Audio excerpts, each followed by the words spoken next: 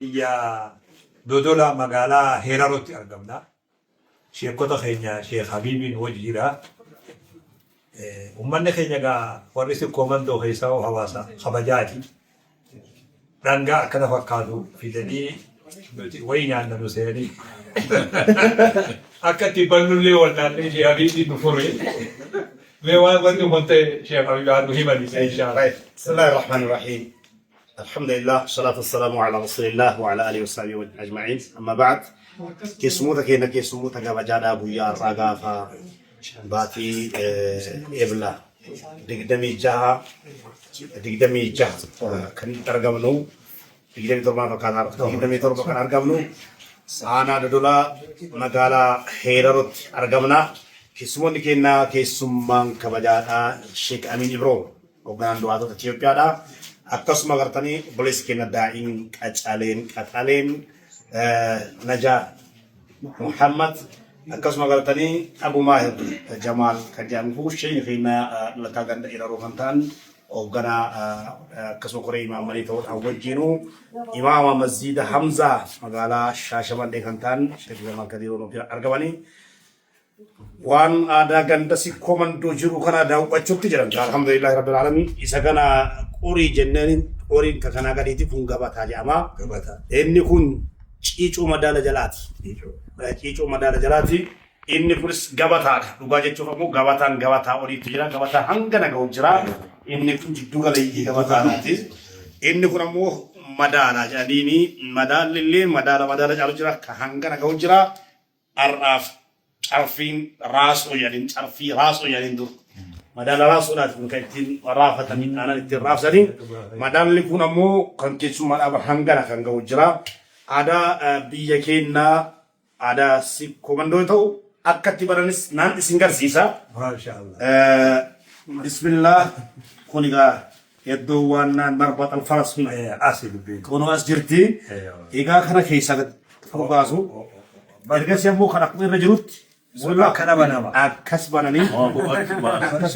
Bana tullee inni baay'ee fide malee. Meeqaan tuni akka gartanii midhaan sun waan tuqnee fi irraa kaasanii. Bakka kana jettee gaama tana maqaan isii biyya baadatti buraatoo biyya gadabitti micciirraa yaanii. Alhamdulillah bilan.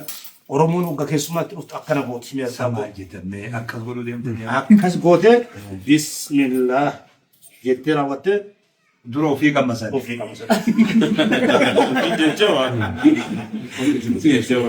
Addan go'anii hin kabbadan. Bismillah abbaa jiraa yookaan abbaa yaa'aa kan dhamsiisu. Maasha Allah. Kana waa turii wajjin isa irraallee gara shaka kaatitti ta'e kun shaka. Kun shaka kan arge akka buraatuun agarra taane beekee. Na hayyamtan taanaan nan dhaqaa ganda buraatu. Hundaa'uu gammasuun barbaachisaa. Aanaan illee baada uumta. Kunis asiin furamaa. Aboo wanni kun ni bareedina. Maala jechuudha. Asirree bu'aa jettanii. Harummaan akka laffaanii godhanii mi? Hayi beekamaadhaan bismillah. Jedhan akkas godhanii kana amma keessa gadhuuna. Egaa socho'uu isaa mirkaneeffannee asiin tana deebisan. Maasha Allah. Reefan irraa kaase. Haya. Kaasi buraatoon tana. No. Anaame. Waa gotu jira isa. Kun kabbata sun illee qoosii kana caala. Bismillah. Turuu fi mazhaba jabambo. Mazhabna kun mazhaba jabambo. Alhamdulillah. ليطمئن الثاني والقاسي الشيخ يسمع يسين تنمى عجيب ويد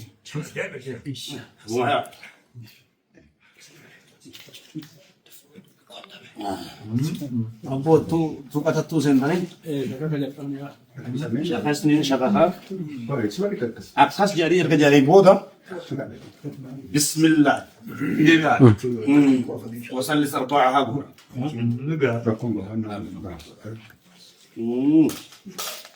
as aanan fidaame abbaan adeema Kunoo.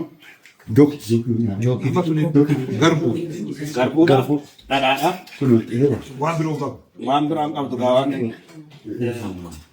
مقويان لتكتك كارتي ولا سكس داسن هذا من عارف يوكي سبوساني جلال هذا ما رنجين تقولوا قديم وانت تقول قش الى ابو خلينا لك زي ايه سينسونغا هذا ما وجدي